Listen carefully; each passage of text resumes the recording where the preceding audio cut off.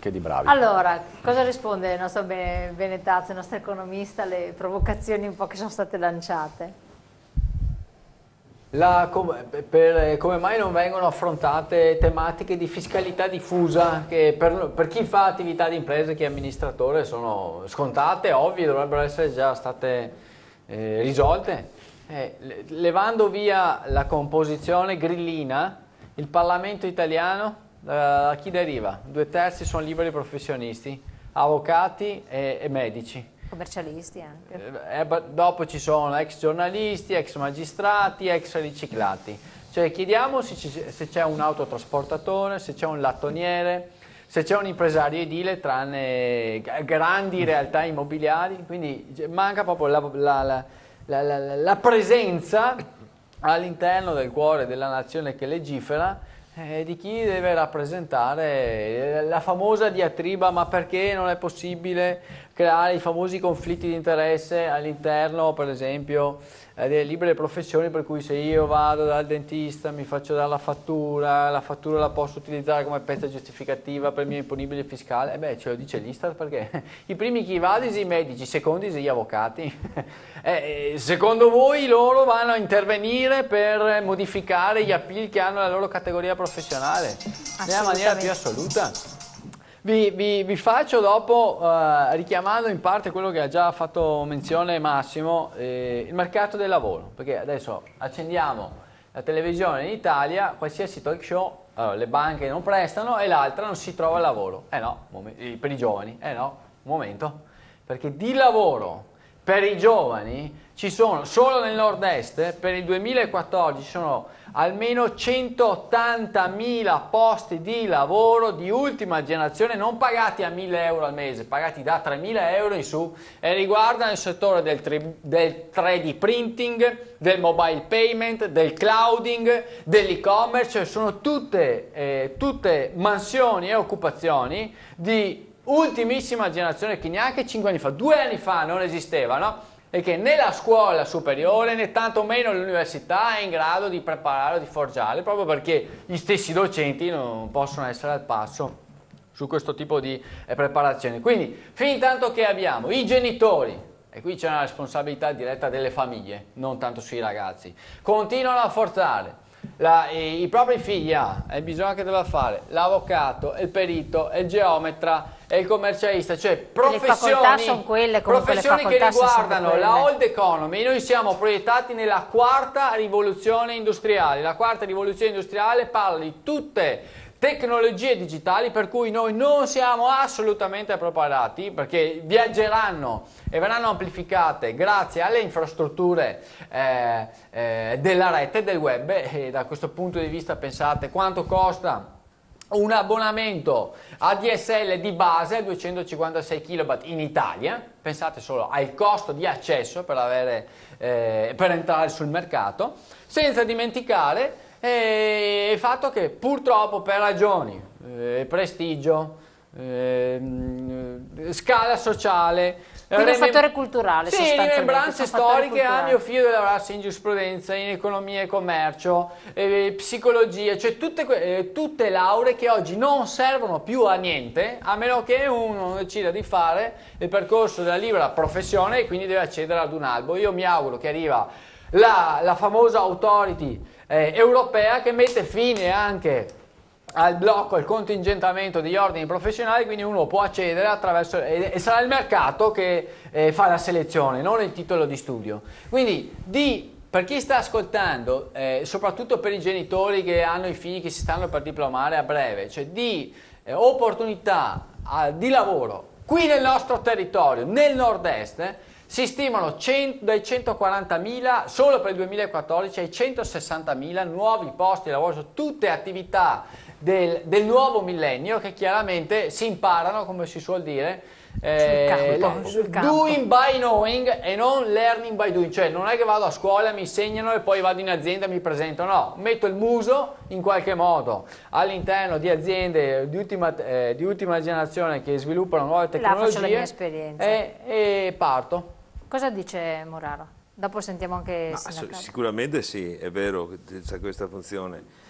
e ci sono queste opportunità. Non a caso anche a Treviso le nostre imprese, coloro che vanno bene, prendiamo una a caso, la Texa, che sta mettendo in sofferenza la Bosch relativamente al sistema automatizzato di controllo dell'autovettura, la domotica, per cui tutte queste nuove, un'azienda che ha un'età media di 36-37 anni e che il 60% sono tutti ingegneri, ragazzi, e che continua a crescere. Allora è vero, ci sono queste opportunità, prendiamo l'Ifarma di Amazon, prendiamo tanti esempi, ci sono. Questo settore sicuramente va sviluppato. Non possiamo però, l'amministratore responsabile del territorio non può dimenticarsi. Io a provincia di Treviso, da 105.000 partite IVA che c'erano, compresi commercialisti, avvocati, vantaggi, diciamo sì. la parte attiva, i piccoli e medi imprenditori artigiani, 86.000 aziende, ne ho perso 3.500 dal 2008 al secondo trimestre del 2013. Solamente l'ultimo anno, 2012, 1.200. Quante vertenze avete aperte adesso? Vertenze ne abbiamo 230 circa vertenze aperte. Abbiamo avuto i grossi problemi con le grandi multinazionali, ma però nel settore dell'edilizia 540 l'ultimo anno che sono saltate. Sappiamo che c'erano anche, edilizia era il costruttore, però il singolo il piastrellista aveva una sua partita IVA, il falegname ha la sua partita IVA. Dopo è anche un riordino, è anche un riordino sicuramente. Anche un riordino. Puntare sulle nuove tecnologie sicuramente è determinante, come è vero che la scuola, l'università non è ancora preparata per le nuove tecnologie. È un mondo che sta viaggiando a velocità della luce, l'informatizzazione, l'informatica.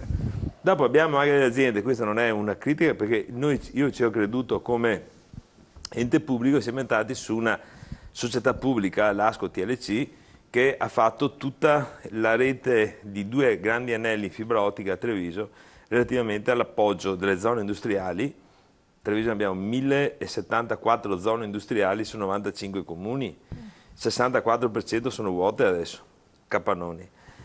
Allora abbiamo diffuso tutta la rete fibra ottica. È una società però che è rimasta pubblica, non riesce a fare commercializzazione, non c'è la struttura adeguata. Abbiamo una Ferrari doppio turbo che però viaggia in prima come una 500. È qua dove dobbiamo cambiare un po' la mentalità, perché credo che anche in l'investimento è stato proficuo, però bisogna darle in mano, se il pubblico non è in grado di gestire queste aziende, deve darle in mano ai privati, ai ragazzi, ai giovani che hanno la capacità e che hanno le conoscenze. Però non possiamo, la parte pubblica, non possiamo dimenticarci di tutta quella fascia che rimane fuori, perché il mio grosso problema in questo momento sono i lavoratori di 40-50 anni che vengono espulsi dal mondo del lavoro e che la Fornero ha detto che devono andare in pensione a 67 anni. Cosa fanno queste persone qua? E che mantengono ancora i figli giovani. Noi abbiamo fatto un processo di riformazione lavorativa con corsi serali anche a pagamento, i poverini partecipano, pagano anche 200-300 euro per fare il corso, per riformarsi. Siamo riusciti a ricollocare il 58% di queste persone. Non è male. Non è male, ma però sono numeri. Non è che abbiamo una forza lavoro di 330.000 persone a Treviso, abbiamo 20.000 persone, 22.000 persone che sono in cerca di un'occupazione. I centri per l'impiego della provincia dal 1° gennaio a metà di ottobre abbiamo fatto 91.200 accessi. 91.200 accessi che sono venuti ai centri di lavoro per o trovare una nuova occupazione, o trovare un lavoro, o danno una dichiarazione di immediata disponibilità per fare qualcosa di meglio. Abbiamo 18 postazioni come al supermercato con il bigliettino, che vengono lì a mattina con il bigliettino, prendersi il bigliettino per fare. È una situazione drammatica. Questo ci sta sostenendo, queste nuove economie sta sostenendo un po' tutta la baracca. Sta tirando un po' l'agroalimentare finché qualcuno non se lo rovina, perché sicuramente i prodotti chilometro zero, il prosecco, i vini, il Made in Italy ha ancora, soprattutto nell'agroalimentare, ha ancora una sua buona tenuta all'estero, però se io guardo il PIL della provincia di Treviso, benché con oltre 1 miliardo di prosecco che viene portato in giro per il mondo, rappresenta meno del 18%, mettendoci assieme vini, però pastificio Zara, che è il maggiore esportatore a livello italiano per il mondo, per cui anche le aziende dell'agroalimentare rappresenta il 18%, la quota grande la faceva il manifatturiero, la fanno le industrie, la parte industriale. Allora, sicuramente investire quello è determinante, dare una conoscenza ai ragazzi che escano, non dimenticando però che anche qua noi formiamo giovani, spendiamo miliardi di euro per fare le scuole, per dare un'informazione, per fare una cultura. Queste intelligenze, se vanno all'estero, è un patrimonio perso. Devono andare per poi tornare. Per tornare. Dobbiamo creare una società in modo che poi vogliano possano tornare, dandogli la possibilità di valorizzare qua l'esperienza all'estero, che sia valorizzata qua. Perché altrimenti è un dissipamento della nostra intellettualità. The chat, cosa... Sì, volevo dire una cosa, soprattutto chiedere a Bertazzo sul primo intervento che aveva fatto, che l'economia verrà comandata da poche persone. È quello che sta già succedendo col favore dei politici. Prendiamo ad esempio il commercio. Cioè adesso il commercio è distrutto. Io vorrei capire anche dal Presidente della provincia che senso ha far chiudere 12 distributori con 12 partite IVA che avrebbero a loro volta fatto un'abitazione, comprato l'allarme, comprato un'auto, andato al ristorante, per dare questo servizio a un gruppo di nicchia che vende 10 volte quello che vendeva singolarmente, ma alla fine il capitale, i soldi, il guadagno che loro avranno non li investiranno nel territorio. Cioè noi con la liberalizzazione del mercato scomparirà il fioraio, il giornale lo compreranno al supermercato, cioè ci saranno veramente pochissime persone che comanderanno il mercato, ma comanderanno anche il produttore, quindi poi andranno a comprare i prodotti in Cina, e già c'è la tendenza di marchiare il prodotto a loro nome, così il consumatore che prima era abituato a prendere un marchio poi sarà... Chiarissimo, sentiamo Muraro e Ma Bertazzo. sicuramente, guardi, nell'espressione, nel concetto superiore lei ha perfettamente ragione, però siamo in presenza di una direttiva della BOCMA che sicuramente va nella direzione opposta, che è quella della Comunità Europea. Però io porto sempre un altro esempio. In provincia di Treviso noi negli anni 70, 80, 90 eravamo la provincia che forniva la ghiaia a tutto il Veneto, non solo il Veneto. E c'erano delle lotte da veramente fratricide per osteggiare le attività estrattive.